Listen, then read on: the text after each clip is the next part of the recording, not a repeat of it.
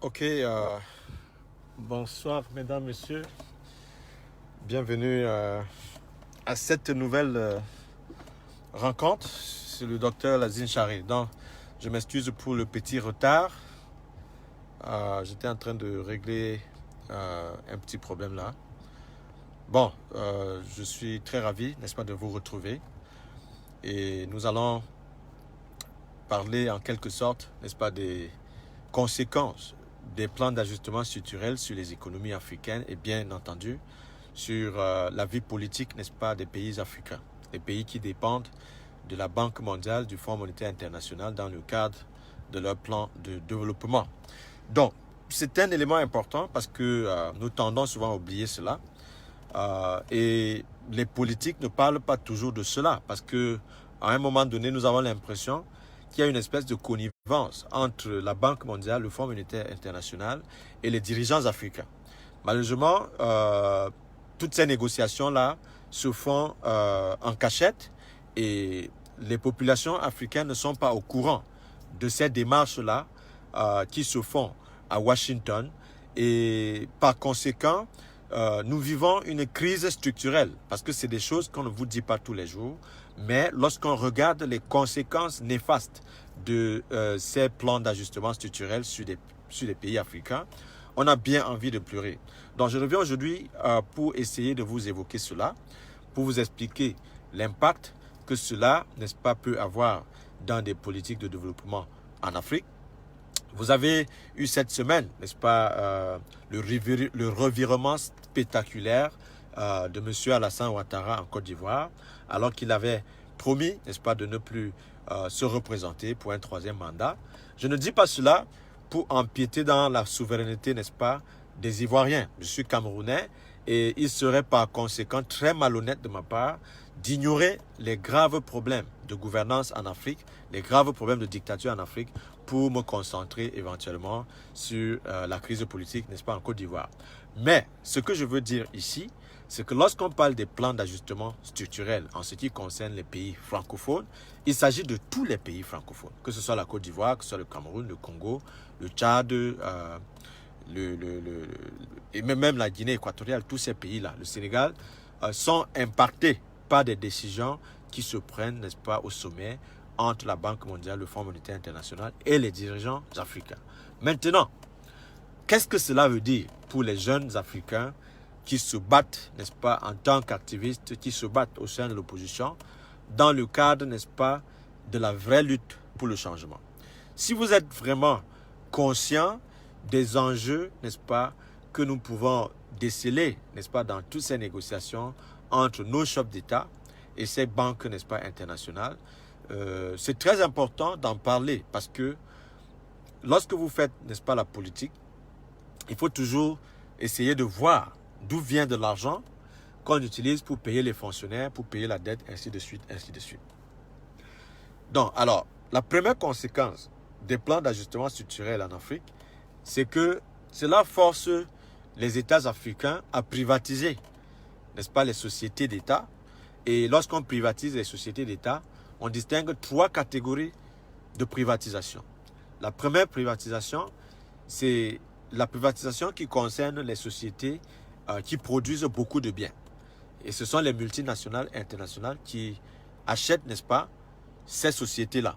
Et quand ces multinationales achètent ces sociétés, alors tout le profit va à ces pays étrangers. Et les pays africains sont laissés, n'est-ce pas, comme ça, dans la misère, pendant que les chefs d'État africains font des marchés de gré à gré avec ces multinationales-là. Voilà pourquoi beaucoup de multinationales africaines sur le continent africain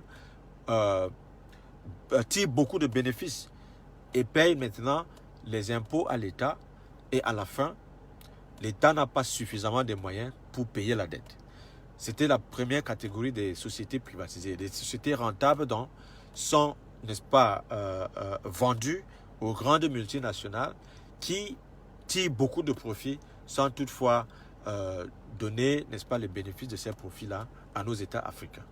La deuxième catégorie des sociétés privées, privatisées, ce sont celles-là que les gouvernants africains, c'est-à-dire les membres du gouvernement, les gens qui sont alliés au gouvernement, au parti au pouvoir, reprennent, ils achètent cela de leurs propres fonds pour diriger ces compagnies sous forme de compagnies privées à l'intérieur de votre pays. Et la troisième catégorie des sociétés à privatiser sont celles-là qui ne sont pas suffisamment rentables, qu'on laisse maintenant entre les mains de l'État. Et voilà comment, dans une stratégie de prédation, les dirigeants africains détruisent les secteurs industriels de production qui auraient pu faire la différence au niveau de la balance commerciale.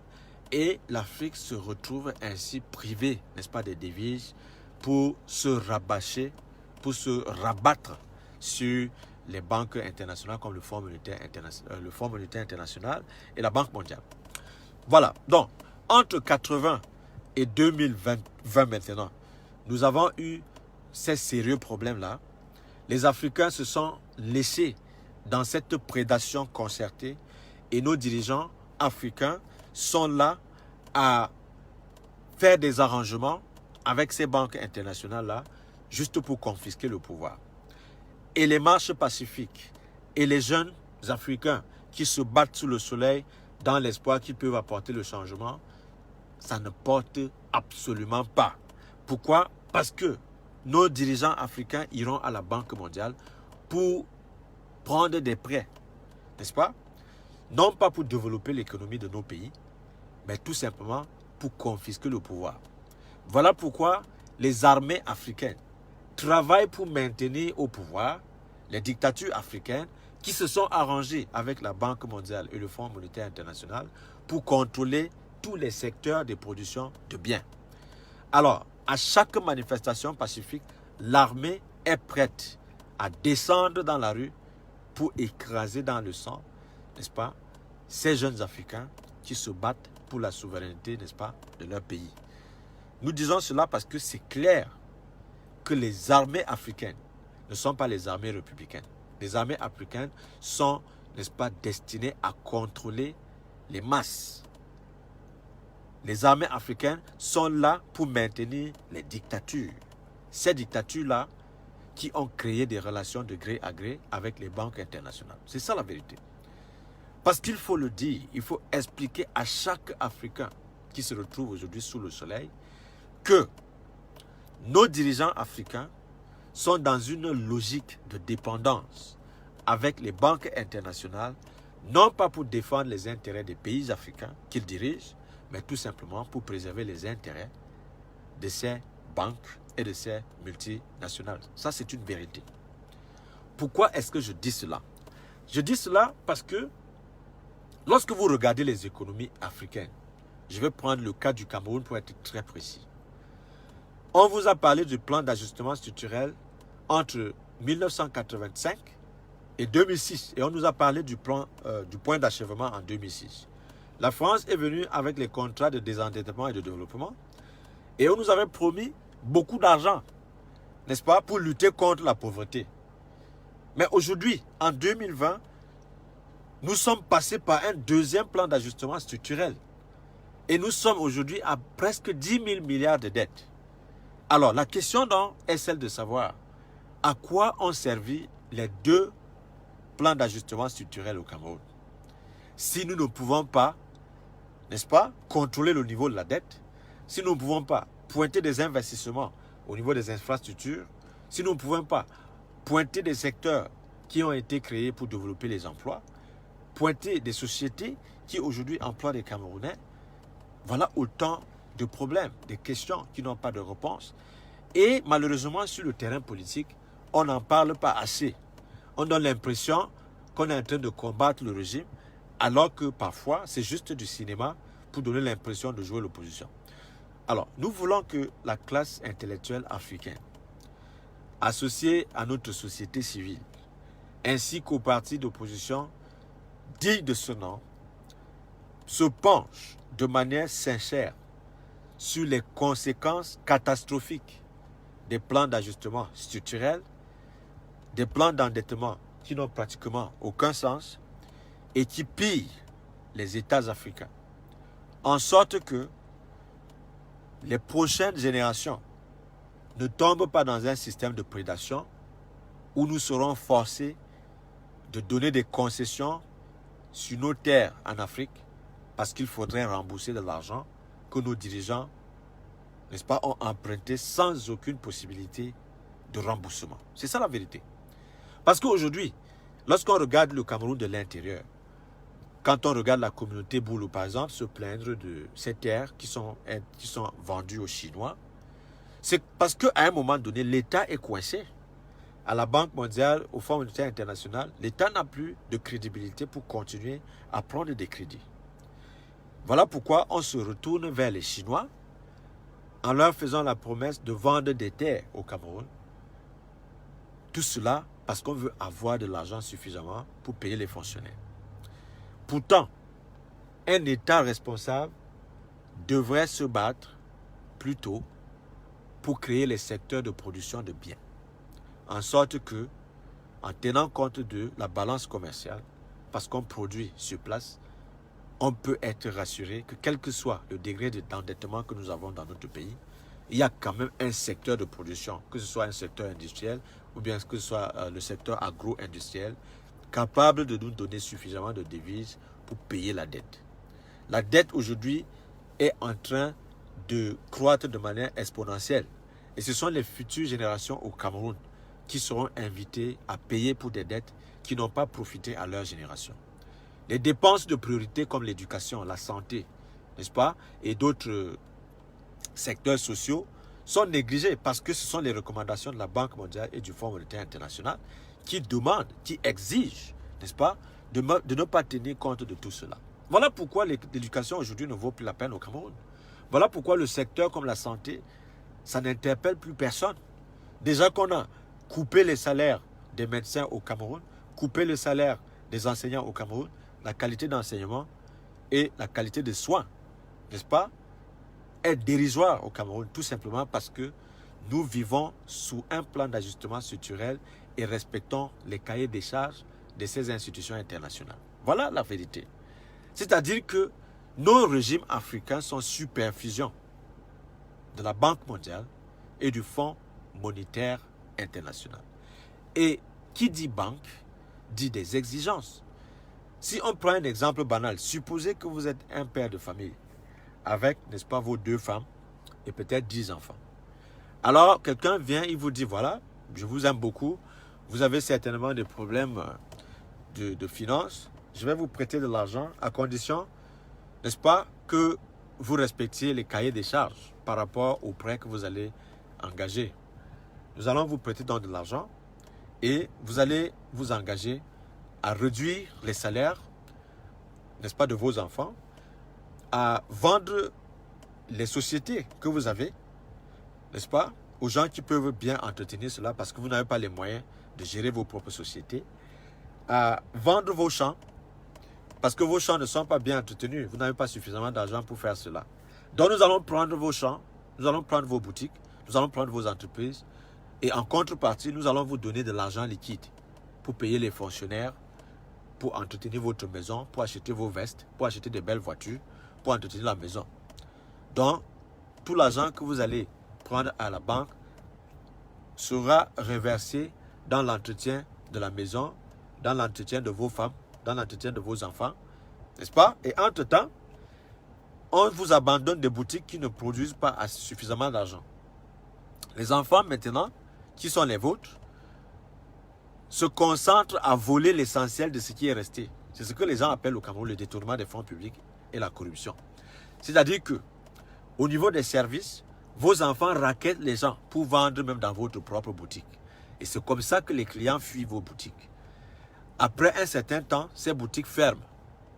Maintenant que les boutiques ont fermé, les entreprises ont fermé, comment est-ce que vous allez, n'est-ce pas, rembourser les dettes du banquier qui vous a suffisamment prêté de l'argent? Alors, la banque revient et vous dit, alors monsieur, vous n'avez pas été capable de payer votre dette, nous allons vendre votre maison sous forme d'hypothèque et comme ça, on peut retrouver notre argent. C'est comme ça que vous allez vous retrouver dans la rue avec toute votre famille, sans maison et sans aucune possibilité de vous en sortir. C'est la situation de beaucoup de pays africains aujourd'hui. C'est la situation de beaucoup de pays africains aujourd'hui qui ont, durant presque 40 ans, passé leur vie à faire des prêts auprès du Fonds monétaire international et de la Banque mondiale pour payer des fonctionnaires alors que ces fonctionnaires ne produisent pas les biens. Quand on voit au Cameroun la fonction publique et lorsqu'on regarde l'armée camerounaise, est-ce que l'armée d'un pays produit des biens? La réponse est non. Lorsqu'on observe la fonction publique aujourd'hui, que vous soyez un enseignant de lycée ou un enseignant d'université, est-ce que cela produit des biens au Cameroun? La réponse est non. Vous comprenez? Donc nous avons une fonction publique obèse, budgétivore, n'est-ce pas, qui prend l'essentiel de la dette que nous prenons à la Banque mondiale et du Fonds monétaire international, alors qu'en contrepartie, tout ce monde ne produit pas de l'argent au Cameroun. Vous voyez? Malheureusement, les secteurs où on pouvait s'attendre à recevoir des recettes sont minés par les détournements des fonds publics et la corruption. Ce qui fait que, lorsqu'on regarde au niveau des finances de l'État camerounais, les fonctionnaires véreux prennent l'essentiel de l'argent de l'État et confondent cet argent à leur propre banque. Voilà pourquoi ce qu'on appelle aujourd'hui l'opération épervier, ça fait juste rire. Comment un État peut créer toutes les conditions de corruption et se plaindre de manière ironique qu'il y a la corruption au Cameroun?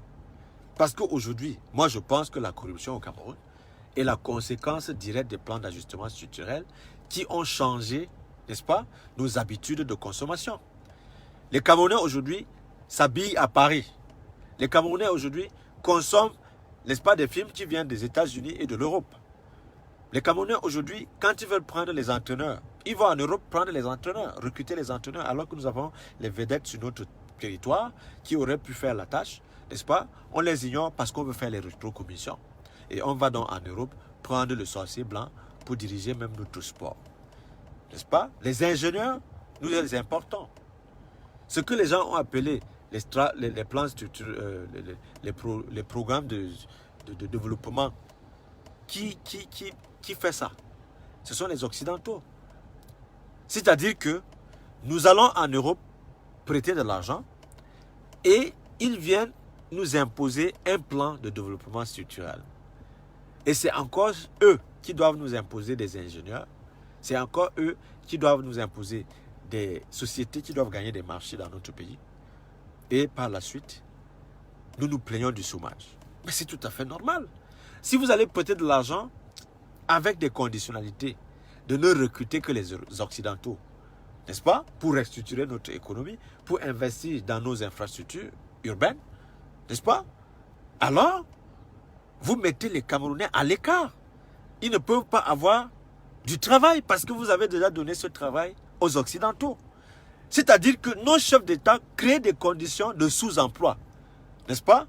Et de manque d'emploi. Parce qu'ils viennent avec de l'argent emprunté au Fonds monétaire international et de la Banque mondiale avec des conditionnalités de recrutement. Parce que le banquier dit, il faut renvoyer les fonctionnaires, il faut diminuer la charge salariale pour pouvoir rembourser la dette. Il faut cesser de recruter. Vous comprenez? Et du coup, il y a la rareté d'emploi au Cameroun. Et la conséquence directe, c'est qu'il y aura l'extrême compétition, n'est-ce pas, pour ravir ces emplois qui n'existent pas déjà. Et comment est-ce que les gens ne vont pas se plaindre du tribalisme? Si l'État s'est réduit, n'est-ce pas, à prendre de l'argent chez les Occidentaux, à limiter le nombre de recrutements dans la fonction publique et des concours, par voie de conséquence, le peu de places qui restent, on ne peut que les distribuer entre copains au RDPC. Mais ce qui est ironique, quand on a fait tout ça, on va accuser le Bamileke, n'est-ce pas? On va accuser toutes les autres tribus qui ne contrôlent pas le pouvoir. Voilà comment nous sommes arrivés, n'est-ce pas, au chantage du tribalisme. Voilà comment les Camerounais sont parvenus à créer une situation où on préfère vendre les terres aux Chinois et non aux Bamileke sur place au Cameroun. Et où est donc passée la souveraineté du pays? Si on peut vendre à l'aise aux Chinois sans se plaindre. Et se plaindre parce que le Bamileke a acheté. C'est ça la folie au Cameroun. Vous comprenez? Et je ne veux pas que les gens continuent à se déchirer dans ce combat contre le tribalisme. Je veux quand même que les gens comprennent la source du tribalisme. La source du tribalisme, c'est le plan d'ajustement structurel imposé par le Fonds monétaire international et la Banque mondiale avec le consentement de nos dirigeants en Afrique en général.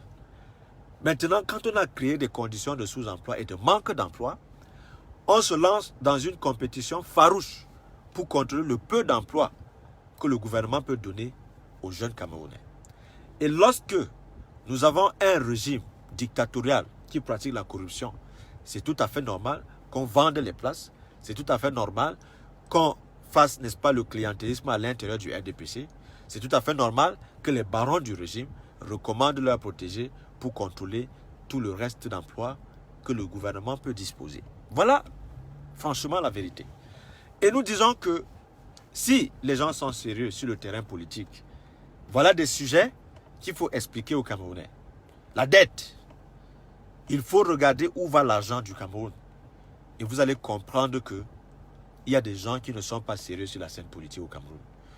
Ceux qui disent chaque jour qu'ils ne veulent pas faire la politique, vous vous trompez. Vous ne faites pas de la politique, c'est la politique qui va vous faire. Parce que lorsque nos gouvernements vont à Washington, à la Banque mondiale et au Fonds monétaire international, ils ne rendent pas compte à notre Parlement, ils ne rendent pas compte au Sénat. Ils font ce qu'ils veulent. Tout simplement pourquoi?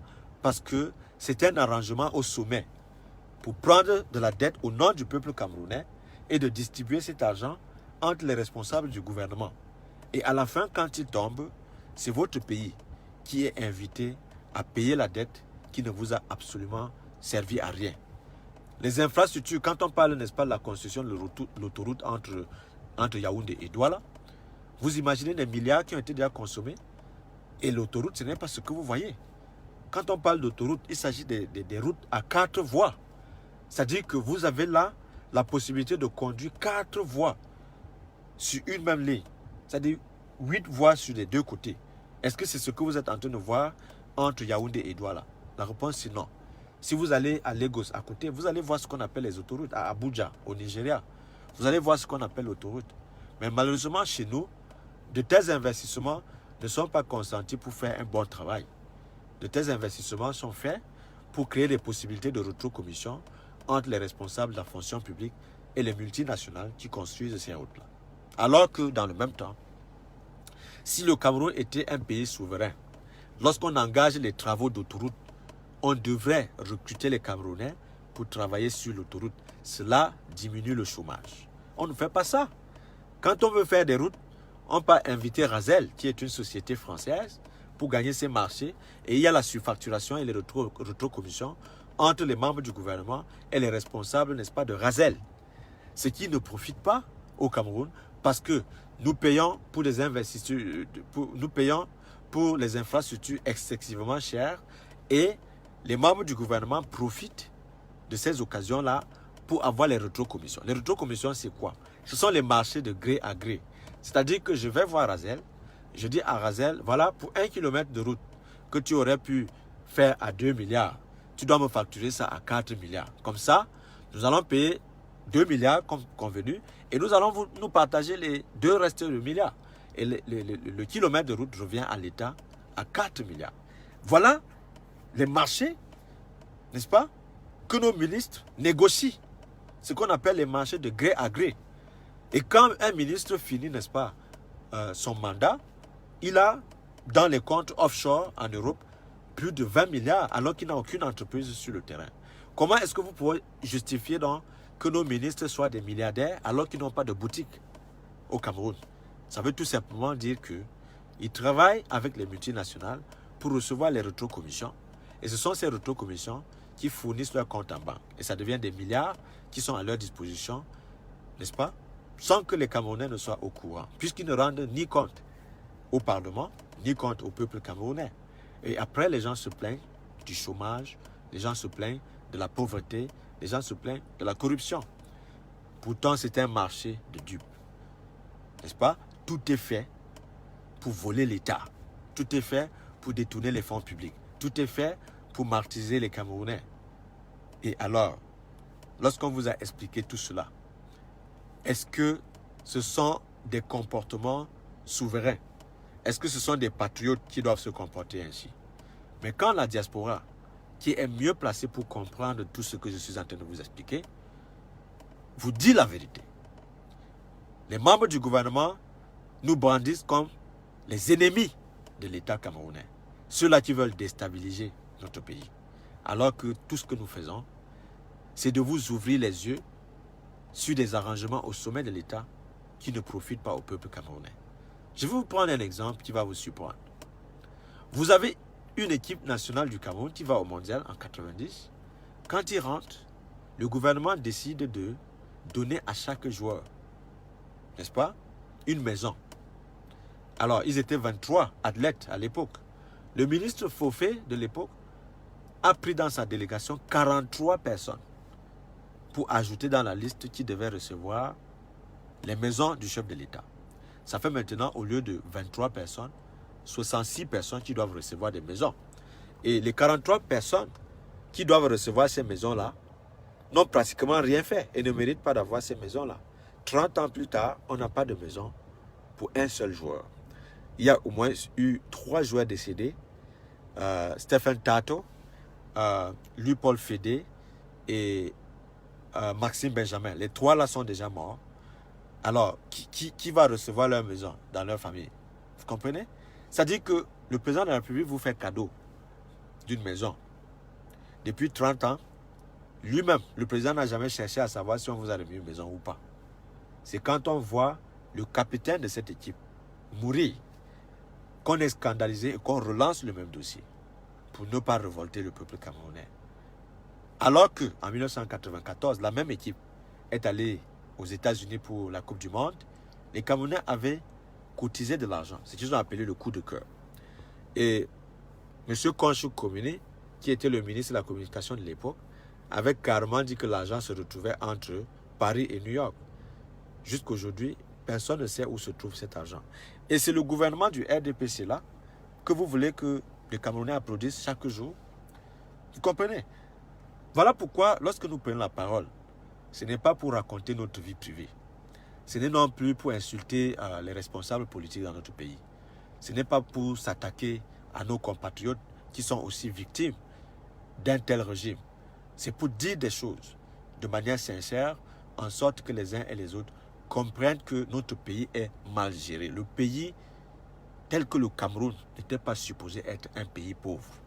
En 1982, si nous étions déjà en voie de développement, il devient tout à fait inconcevable que 3 ans seulement plus tard, le chef d'État nous envoie à la Banque mondiale et au Fonds monétaire international, après avoir pris des engagements qu'il ne peut pas aller là-bas. Qu'est-ce que le président Paul Biya est allé chercher à la Banque mondiale et au Fonds monétaire international? Alors en 85, nous sommes dans le plan d'ajustement structurel et en 87, nous sommes dans la grave crise économique et il est sorti lui-même dire qu'il fallait serrer les ceintures. C'est comme ça que nous avons eu les années de braise en 91. Mais malheureusement, les leaders de l'opposition n'ont pas su se mettre ensemble pour travailler de manière honnête pour faire changer le gouvernement. Ils ont préféré plutôt céder à la corruption et nous voici 30 ans après dans la même situation de 90. Malheureusement, en 2020, nous avons une guerre à solder dans le nord-ouest et le sud-ouest. Nous avons une guerre dans le nord du pays contre Boko Haram. À l'est du pays, les rebelles se recrutent. Et nous avons également une crise post-électorale à gérer. Et les caisses de l'État sont vides. Voilà autant de problèmes. On n'entend même pas le président de la République. Nous avons coronavirus. Voilà autant de situations. Voilà pourquoi je dis, on doit prendre cette histoire au sérieux. Les Camerounais doivent pouvoir ouvrir les yeux pour revendiquer des choses qui reviennent au peuple camerounais. Ça ne sert à rien les conflits. Mais on doit organiser les mouvements pacifiques pour exiger des comptes au gouvernement par rapport à la gestion de la dette. Qu'est-ce qui se passe avec ces milliards que nous prenons à ces banques? que nous sommes invités à payer. Vous ne pouvez pas laisser tout un gouvernement, parce que vous avez peur, d'aller prendre les dettes un peu partout dans le monde entier, sans demander des comptes à ce gouvernement. C'est votre droit, parce que vous allez payer cela, d'une manière ou d'une autre. Vous payez les impôts, on prend les taxes de la douane et tout, mais les gens détournent cela. Et le gouvernement est forcé d'aller prendre encore de la dette. Et avec cette dette, on ne sait pas ce que le gouvernement fait. Vous comprenez? C'est sérieux. Lorsqu'on se plaint de la recherche, on ne peut pas faire de la recherche s'il n'y a pas de moyens qui accompagnent la recherche. Et vous ne pouvez pas faire la recherche avec les dettes. C'est aussi simple que ça. Voilà pourquoi l'université ne vaut rien aujourd'hui. La recherche à l'université, ça ne sert à rien. Parce qu'il n'y a pas les moyens pour la recherche. Nous sommes conditionnés par les plans d'ajustement structurel. Et quand on conditionne un plan d'ajustement structurel, on ne peut pas consacrer suffisamment de l'argent à la recherche. C'est pour cela que nos universités ne valent rien, tout simplement. Ce n'est pas une insulte. Une université qui n'a pas suffisamment de l'argent qui soit investi dans la recherche ne sert à rien. On ne parle d'université que parce qu'il y a la recherche. Et s'il n'y a pas de l'argent, il n'y a pas de recherche. Parce que dans la recherche, il faut des bourses de mobilité, il faut des laboratoires, il faut des ingénieurs et il faut des gens qui maîtrisent le domaine. Si on n'a pas tout ça, personne ne peut faire le déplacement vers les universités camerounaises parce qu'il n'y a pas de l'argent pour payer. Ça coûte excessivement cher, la recherche. Si je mens, combien de Camerounais ont déjà reçu le prix Nobel de la recherche? Vous comprenez? Combien? C'est très important. Si on fait des recherches, on gagne des prix Nobel. Mais quand on ne fait pas, on ne gagne rien. C'est ça la vérité. Quand je vous dis cela, ce n'est pas parce que je veux insulter le Cameroun, non. C'est pour vous parler des faits, de la vérité. C'est pour vous expliquer à un très haut niveau les degrés de complexité du combat que nous menons.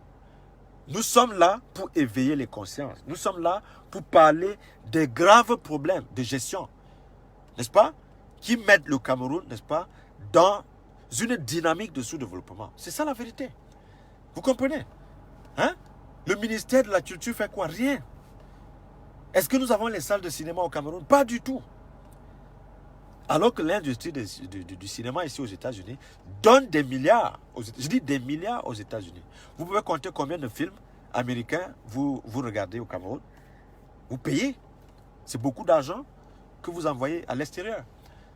Nous n'avons même pas les imprimeries pour faire les livres au Cameroun. Pourquoi? Parce que ces plans de développement ne donnent pas la priorité à créer les industries de fabrication de la pâte à papier sur place.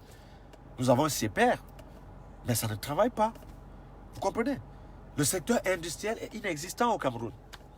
Nous n'avons pas d'électricité, nous n'avons pas de l'eau. Et quand nous sommes face à ce genre de situation, comment est-ce qu'on peut développer le tissu industriel si on n'a pas d'électricité et si on n'a pas d'eau? Vous comprenez? Les Américains sont venus acheter AES Sonel. Après, ce sont les Anglais. Mais en contrepartie, qu'est-ce que ça donne? Rien du tout. Vous comprenez? Camwater, ce sont les étrangers qui contrôlent cette eau-là. Mais est-ce que vous avez la bonne qualité de l'eau? Pas du tout. Pourtant, le gouvernement camerounais a les moyens de créer même 10 sociétés, n'est-ce pas, de transformation d'eau pour donner l'eau potable aux Camerounais. Puisqu'on dit que l'eau, c'est la vie. Donc, on ne peut pas continuer à faire des prêts à la Banque mondiale et au Fonds monétaire international pour faire les dépenses de luxe. On vous a parlé de l'organisation de la Coupe d'Afrique des Nations. Vous connaissez combien de pick-up ils ont acheté? Rien que les pick-up qu'on a achetés là, vous pouvez imaginer combien ils ont dépensé. Mais en contrepartie, est-ce qu'on a organisé la Coupe d'Afrique des Nations? Nous faisons les dépenses de luxe et nous évitons de donner la priorité à l'éducation, à la formation, à la recherche. Le secteur qui peut donner de l'argent dans les caisses de l'État. On les ignore. Et on se partage de l'argent au sommet de l'État après avoir fait des prêts à la Banque mondiale et au Fonds monétaire international. Je vous explique ça parce que ce ne sont pas des conversations que vous allez avoir tous les jours. Nous sommes sur le terrain politique. Mais malheureusement, nos leaders politiques sont des populistes. Des populistes. C'est-à-dire que c'est des gens qui viennent là et ils vous font des promesses. Nous allons renverser Paul Biya. Donnez-nous les moyens de renverser Paul Biya. Nous allons combattre le régime. Ça fait 30 ans qu'on vous tient ce discours-là. Paul Biya est là. Vous savez pourquoi Paul Biya est là? Paul Biya est là parce que l'armée qui maintient Paul Biya au pouvoir est payé par la Banque mondiale et le Fonds monétaire international pour le maintenir au pouvoir et vous spolier. C'est ça la vérité. Trop simple. Ce n'est pas, c'est très très simple à comprendre. Sinon, dites-moi pourquoi un soldat camerounais peut tirer sur un civil parce qu'il a fait une marche pacifique. Dites-moi pourquoi. C'est parce que dans leur arrangement, si on fait une élection maintenant et que Paul Biya échoue, l'état-major de l'armée va avoir les résultats et dire que voilà, le président a échoué les élections, mais on ne peut pas le laisser tomber. Et ils vont décider du couvre-feu à Yaoundé. Et c'est comme ça que le président ne peut pas tomber, malgré l'échec, malgré la défaite à une élection. Dans les élections, en réalité, ce sont des modes d'accommodation de nos dictateurs pour leur donner une bonne conscience. Ils veulent se vanter d'avoir des démocraties alors que ce sont les démocraties militaires. La démocratie militaire, c'est une démocratie où c'est le militaire qui maintient le civil au pouvoir pour gagner en contrepartie des marchés. Et c'est comme ça qu'il est prêt à buter sur tous les civils pour maintenir son dictateur au pouvoir et gagner en contrepartie de l'argent. C'est ça la vérité. Il faut qu'on puisse dire ça aux Camerounais. Vous comprenez? C'est pour cela que lorsque nous voyons nos frères qui se battent dans les rues, qui font les manifestations publiques, ça nous fait beaucoup de mal. Parce que nous aurions pu gagner à expliquer pourquoi l'armée tire sur la population. Pourquoi est-ce que le gouvernement refuse d'investir dans les secteurs comme la santé, l'éducation? C'est tout simplement parce qu'ils veulent économiser suffisamment d'argent pour rembourser les dettes des banques comme la Banque mondiale et le Fonds monétaire international. C'est ça la vérité.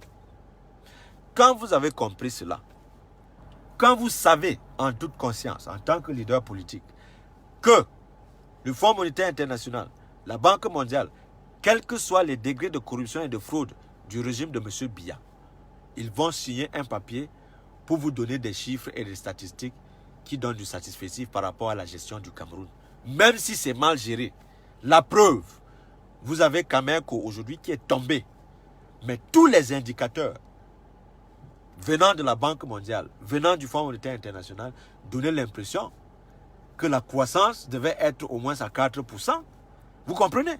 Comment on peut avoir une croissance de 4%, mais la Camer tombe avec plus de 600 employés et moins de 2 avions qui ne marchent pas? Pourquoi est-ce que la Banque mondiale ne peut pas dénoncer cela? Parce que si la Banque mondiale et le Fonds monétaire international avaient un seul souci pour le développement du Cameroun, la première société qu'elle devait recommander qu'on ferme, c'est Cameco. Pourquoi est-ce que ce genre de recommandation n'a jamais été rendu public que fermer Cameco? Vous ne pouvez pas avoir 600 employés avec 2 avions. Et c'est un investissement sérieux. Non! Parce que ce n'est pas comme ça qu'on gère une compagnie aérienne. Il y a trop d'improvisation, trop de manigances, trop de faux. Et à la fin, la société tombe. Vous comprenez? Donc, voilà pourquoi nous disons que les Camerounais doivent apprendre à être sérieux.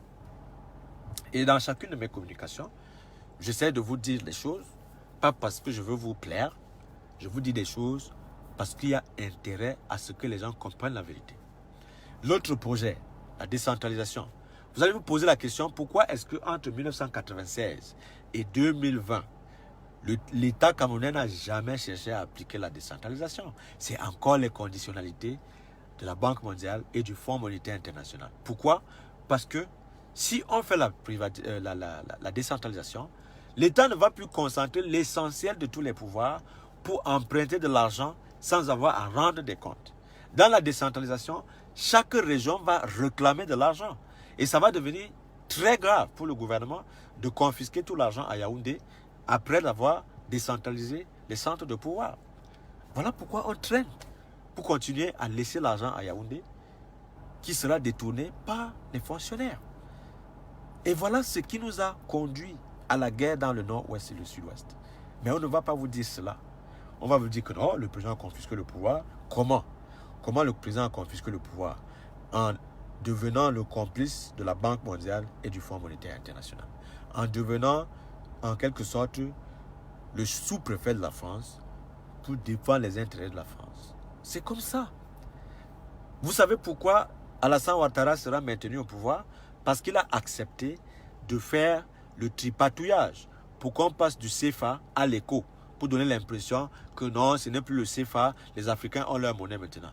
Les Français se sont rendus compte que nous sommes devenus très regardants et nous avons condamné le franc CFA pour changer donc de stratégie et brouiller des cartes. On vous dit que voilà, on vous a donné l'éco, il n'y a plus les Français, n'est-ce pas, au conseil d'administration de la BEAC ou bien de la BCAO. Maintenant, l'éco, c'est pour les Africains, ce n'est pas pour les Français. Du mensonge. Nous ne sommes pas des enfants. Voilà pourquoi Buhari, le président du Nigeria, ne veut pas accepter cela. Parce qu'il a compris le mécanisme qui a à créer une monnaie qui sera parrainée par l'euro. Ce n'est pas la différence entre le CFA. Si on veut créer une monnaie à l'échelle continentale, qu'est-ce qui coûte à l'Afrique de se mettre ensemble sous forme des États-Unis d'Afrique? Voilà la vérité. Mais, parce que les gens sont égoïstes, ils ne vont pas accepter cette option-là. Ils vont continuer à vous manipuler. Ils vont continuer à diaboliser les gens. Ils vont continuer à diviser les Africains. Africains de la diaspora, Africains sur le continent. Ils vont diviser les Camerounais, n'est-ce pas, en opposant contre les membres du gouvernement et ainsi de suite. Alors que dans le fond, c'est parce qu'ils vous créent ces divisions-là pour mieux contrôler votre argent et pour mieux vous dominer. En collaboration avec les puissances occidentales. Et qu'est-ce qui va se passer quand ils vont être acculés? N'est-ce pas? Ils vont accuser les Blancs d'avoir instauré le tribalisme, d'avoir fait l'esclavage en Afrique, de pratiquer le néocolonialisme. Et c'est scandaleux parce que vous ne pouvez pas vous plaindre du néocolonialisme alors que vous êtes les premiers à prendre l'avion pour aller solliciter les prêts au Fonds monétaire international et à la Banque mondiale. Ce n'est pas responsable. Vous ne pouvez pas continuer de faire ça. C'est-à-dire, vous êtes chef d'État africain, vous dites que vous êtes panafricain. Au lieu de travailler pour créer des banques panafricaines sur le continent, vous filez droit à la Banque mondiale et au Fonds monétaire international pour prêter de l'argent, pour payer les membres de votre gouvernement, alors qu'en priorité, vous auriez pu prendre cet argent pour créer un tissu industriel très fort, capable, n'est-ce pas, de booster la productivité. C'est mon souhait que les intellectuels camerounais et les intellectuels africains en général se consacrent à expliquer, à décortiquer ce genre de subtilité aux Africains. C'est ça la vérité. Parce que je ne comprends pas comment un intellectuel camerounais, qu'il vive en Allemagne, à New York, à Paris, à Londres, vienne sur la place, dans les lives, pour vous dire de prendre les armes pour aller en guerre.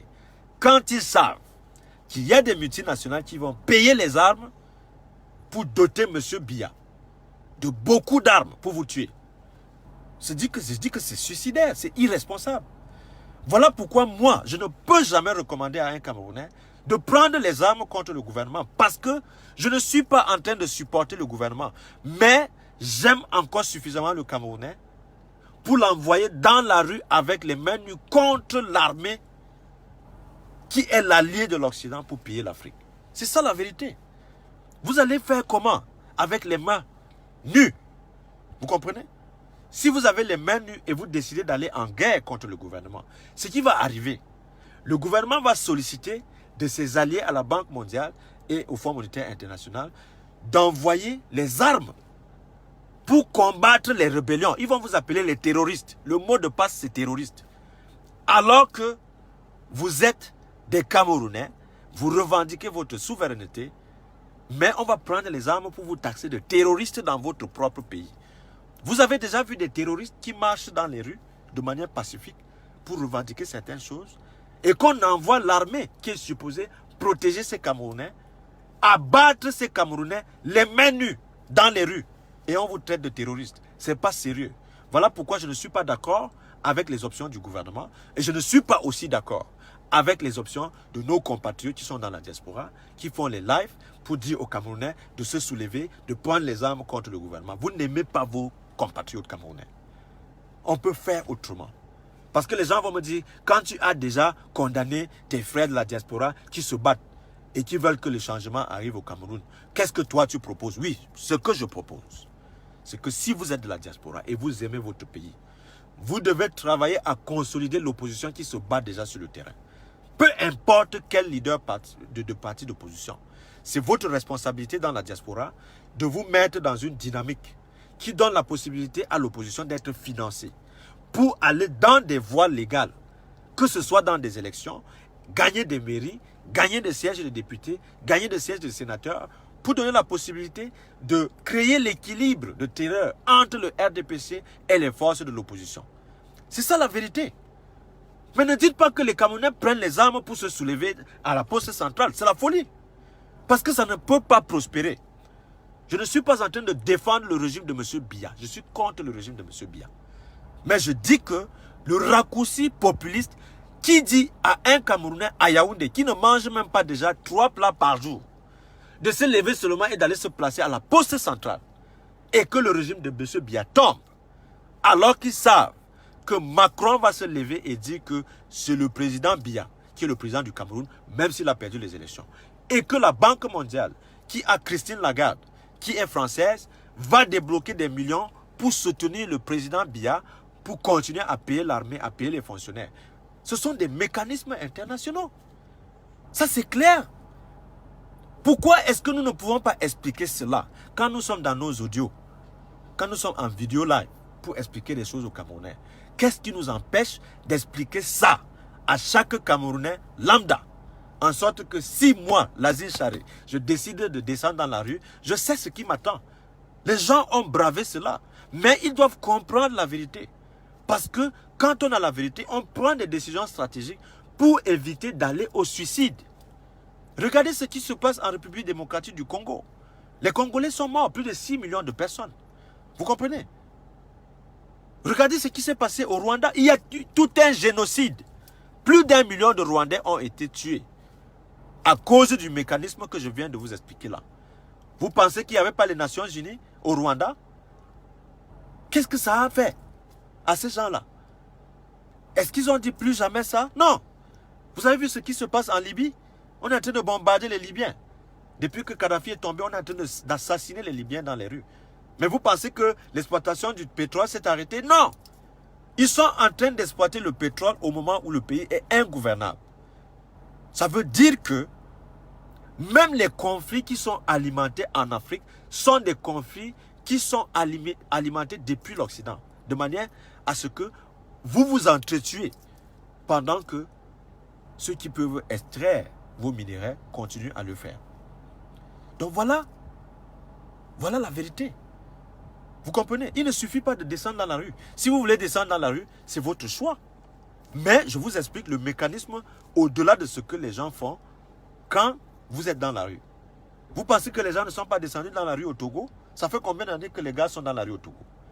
Ça ne veut pas dire que si le peuple souverain se décide aujourd'hui, parce qu'on n'en peut plus, de descendre massivement dans la rue partout sur le territoire national, que la donne ne va pas changer. Puisque lorsque ces décideurs, qu'ils soient à la Banque mondiale, au Fonds monétaire international ou en France, vont voir que la situation est intenable, c'est eux qui vont ajuster leurs décisions.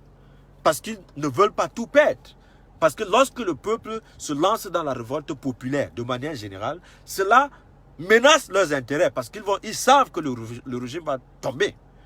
Et ils font tout maintenant pour contrôler la révolution. C'est pour cela que nous disons aux Camerounais d'être suffisamment informés pour ne pas prendre des décisions qui vont profiter plutôt aux autres. Je vous prends le cas, par exemple, de l'Égypte. Est-ce que les Égyptiens ne sont pas descendus dans la rue? Ils sont descendus dans la rue. Est-ce que Moubarak n'est pas tombé? Moubarak est tombé. Mais qui est au pouvoir maintenant? Sisi, qui était le chef d'état-major de Moubarak. C'est-à-dire que les Égyptiens sont descendus dans la rue comme vous recommandez. Ils ont pris le pouvoir. Vous comprenez? Ils ont mis quelqu'un au pouvoir par voie démocratique. Vous comprenez? Mais celui-là a été assassiné dans une prison. Celui qu'ils ont voté a été tué. Vous comprenez? Maintenant, celui qui a pris le pouvoir, c'est un militaire, c'est un général. Il est en train de construire toute une autre ville. Et tous les manifestants là, on les a arrêtés par milliers, on a assassiné les gens en Égypte. Pourtant, il y a une révolution populaire en Égypte qui a réussi, ça n'a pas échoué. Mais aujourd'hui, ils ont une dictature encore plus féroce que ce que Moubarak avait là-bas. À quoi a donc servi la révolution? Moi, c'est pour vous dire que la révolution est une bonne chose si cette révolution est intellectuelle. Si on amène les gens à comprendre les enjeux et les centres de pouvoir. Vous comprenez? C'est ça la vérité.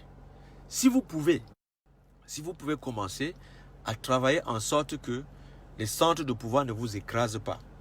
Parce qu'il y a un front diplomatique pour chaque lutte politique et il y a aussi un front sur le terrain pour chaque lutte politique. Les Camerounais doivent pouvoir entériner cela.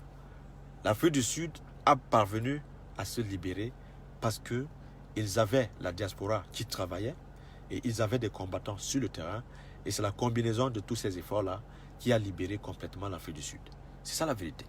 Et les Africains doivent pouvoir apprendre beaucoup des luttes, n'est-ce pas, qui a eu lieu en Afrique du Sud si on veut sérieusement avancer vers le changement. Bon, je vous avais promis que de temps en temps, je vais souvent alterner entre le français et l'anglais parce que nous avons une audience qui se complexifie. Il y en a qui parlent l'anglais, il y en a qui parlent le français.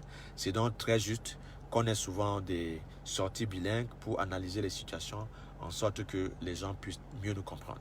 Okay, ladies and gentlemen, I want to be able to continue this conversation in English now because it is very fair to talk to many Africans with respect to whatever is happening today. You have to be able to understand that there are international banks that are lending the money to our countries, but in those situations, it is not the money that is used to invest in any sector that could produce the wealth for those countries inside the African continent. So we want to be able to ask many of our international colleagues, the Cameroonians who are in the diaspora, to be able to tell the truth to many of our fellow citizens back home. Because the situation is very difficult to understand to most of them who do not clearly understand the mechanism behind the international banks and our government in Cameroon. We want to be able to tell you the truth because today, because of most of the decisions that have been taken by our government, we are suffering. We have poverty in Cameroon. Okay, it is a structural poverty with the causes that we have to be able to pinpoint. And this is why every time I come forward, I try to be clear with respect to whatever is going on. Today we have a war in the northwest and in the southwest of our country. We also have a war against Boko Haram in the northern part of the country. We also have a crisis after the elections in Cameroon. We have the corona pandemic. And the corona pandemic is a disaster for Cameroon and Africa as a whole. What people do not understand is that this crisis is going to be very severe, that most of the African countries will not be able to lead their government. They're not going to be able to pay the member of their governments. But we have the soldiers inside our continent who are fighting to maintain dictatorship instead of protecting the civilians they are supposed to be protecting, which is not acceptable. Whenever I see a political leader complaining about our current government without being able to elaborate on the causes of why they are complaining, I feel very sad. Because we have the duty to tell our Cameroonian countrymen that we are going through a severe crisis. And the severe crisis is engineered by the international community, by the international banks, because they are doing what they call in the banking system the predatory lendings. What does that mean? It means that I give you the money, knowing that you are not going to be able to pay back. And then I come and then I ask you to sack people, to reduce the number of people working for the government, okay? To privatize a lot of companies like Cameco and Regifecam. All those companies today are sold to international business owners. And when they do that, the country becomes poor. And the Cameroonian citizens do not have any ability to have a job. And when they don't have a job, they cannot pay taxes. And if they don't pay taxes, the government is going to be poor. And if the government is going to be poor, there is no way we can talk of developing our country. So we want to be able to tell these facts to people in a way that makes sense, so that whenever you decide to go in the street, okay, to protest, whenever you go to any unrest, you clearly understand that there is somebody somewhere lending the government with the money to pay for the arms to fight you against whatever you are trying to protect. And which is the situation that is sad to all of us. Okay? Now we have the war in the Northwest and the Southwest. Most of our brothers in those places will blame the Francophones to be complicit with the government killing them, which is not the truth. Because most of the Francophones that I know do not have any power to stop this war. The only thing we can do together is to come together and ask the government to stop the nasty war. I call it a dumb war because we are bleeding in our finances. After like more than 3 years of fighting, it is not helping the government. And now with the corona situation, it is a shame that we don't have a peaceful solution to the crisis that has been going on in the Northwest and the Southwest for more than 4 years. What is the point? Why is the government not able to listen? We have to be able to tell the truth so that people understand what the issues are. If we do that, we will be doing something incredible on behalf of the Cameroonian people. People are tired. People have been fighting for 30 years to topple this current government. But the government was smart enough to create bilateral relationship with superpowers in a way that today, whatever you do doesn't bother them. They don't care about whatever you can do in the street because they know that if you go in the street, they're going to send the troops, they're going to pay the troops, and the troops will do exactly what they will ask them to do, killing you. There's going to be a repression. There's going to be a bloodbath. And the civilians are going to be the ones paying for whatever is going to be happening.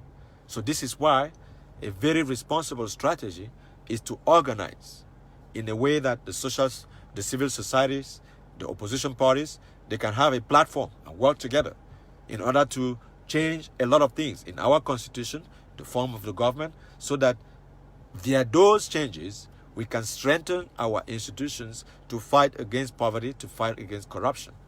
And corruption is engineered. You can't talk of corruption in a place where people have their decent salary. In Cameroon, the international banks came to Cameroon and asked the government to divide your salary in 3 parts and give you just 1/3 of whatever you were earning regularly. And this is not acceptable. In that situation, if you don't have enough money while you are working, you have kids at home, and those kids are supposed to go to school. You have to feed them. You have to treat them if they are sick. You have to send them to the hospital. So now, when you don't do that, if you want to do that without enough money, you are not going to be able to do it. So this is why we are claiming that the better strategy to fight this government is to talk to people, to explain to them, to organize, and tell them exactly how the government is supposed to work. When we do that, and the Cameroonian people are smart, once they understand that they are being robbed by their government, something is going to happen. Because I have the faith in the Cameroonian people, not in the government. Because the Cameroonian people are very resilient, they are also very smart.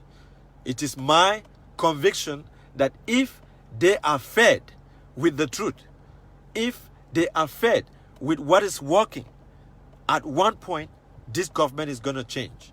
And that is exactly what I want you to be able to do all the time. So when you go live on any Facebook Live, try to tell people the truth. Because that's the only way we can bring our brothers together to work with them, whether they are Anglophone or Francophone, whether they are Beti or Sawa or Douala or Bamoun, whatever. Tribalism or identity politics doesn't help anybody. Okay? Don't fight a Cameroonian because of their tribes. They didn't choose to be a Beti, a Bulu, and a Bamileke or whatever. No. They were born like that. If you want to fight anybody, you have to fight against their ideas. Okay? If you want to follow any political leader, you do not have to do that because you are from the same tribe with the person. If they happen to be a good leader and they happen to be a member of your tribe, Thank God. That's very good. Don't abandon a leader because he is from your tribe. Just because a bunch of Cameroonians will claim that you are a tribalist. Don't do that. If you have a leader you trust, who has a good plan for our country, a good social contract, follow them. Send them the money. Organize for them. Canvass for them. Explain their plan. So that at one point, they will have enough chance to win any election and govern our country. That's what we want.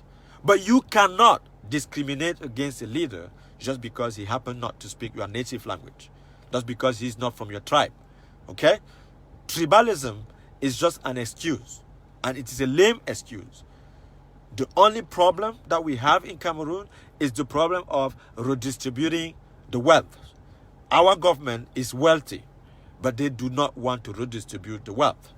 They do not want to recruit everyone in the government because they are under certain conditions that they take when they have to take a loan from this international banking system that I just mentioned to you. So this is why every time I come public, I try to be very straightforward with any kind of problems that we are going through so that you guys understand what is happening. Alassane Ouattara in Cote d'Ivoire promised that he's not going to run for a third term. But he did that, which is very unfortunate. But as a Cameroonian, I told myself that I will never, ever get involved in the international crisis in any country. Like, if you are dealing with Africa as a whole, that's fine with me. But I will not leave Cameroon to go to assault the character of the president of Cote d'Ivoire because I trust the citizen of Cote d'Ivoire. They will handle the situation without any problem. Every time they face a situation where they have to react, they do that appropriately. That's not the same case with Cameroon. Because in Cameroon, we are under a 38 years dictatorship. Nothing is changing. The situation is getting worse. We have a civil war going on. We don't have any solution, and people are talking. They are debating everywhere, and they are hypocritical. They don't tell the truth to anybody, which is not responsible. So we want people to be able to tell the truth whenever they have to tell the truth, because that's what we want, and that's what we expect to inform citizens. Okay? We work as a group in order to help people understand the truth. In this platform called the Fumi Manya, we want to be able to invite every Cameroonian from every corner of the world to tell what they have in mind with respect to change in Cameroon. We have to be able to organize, we have to be able to fight for what is right, and we have to be able to stand for what is right. I condemn the war in the northwest and the southwest of Cameroon. I also condemn any form of political abuse. Okay? I was so saddened by this political prisoner who died in a hospital, chained like an animal. That is not excusable. Where is our humanity? If we cannot condemn those kind of situations, where on earth can we do that? Okay? We are human beings. If someone is a political prisoner and he is sick in a corona pandemic, what is the point of chaining the person like an animal so that he dies like that? It makes no sense. Absolutely no sense. Okay? So every time we have an opportunity to talk, I'm going to tell you the truth. Yes, I'm going to tell you the truth.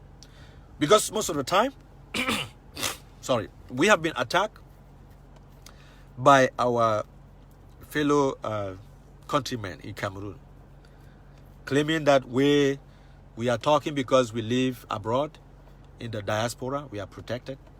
That's partially true. But I have to tell them that there are many Cameroonians who go through our airports. Even when they live in the diaspora, they can be arrested at any point. And somebody like Pius Njaweh, Pius Njaweh was still here in Washington. He was abroad. Which means that when you stand for what is right, when you stand for what is right, you don't have to be scared. You don't have to be afraid by anybody. Because standing for what is right is the right thing to do. And that's what we are doing all the time. We tell you the truth. We are not populist. We just want to tell you what is supposed to be true, so that you have every information in your own hands to be able to act appropriately against any dictatorship inside the continent. Okay? And then you also have to educate yourself.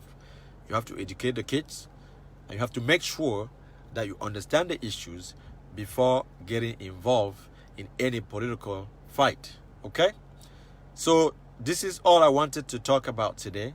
I'm very sorry for being late. I was driving. I had some errands to do, and I'm just even in the parking lot while I'm talking to you right now. I hope that you understood what I talked to you about today. And it is my hope that we are going to continue this conversation in French and in English, okay? Thank you very much, and talk to you soon. My name is Dr. Abdoulaye Lazine Chare. Thank you.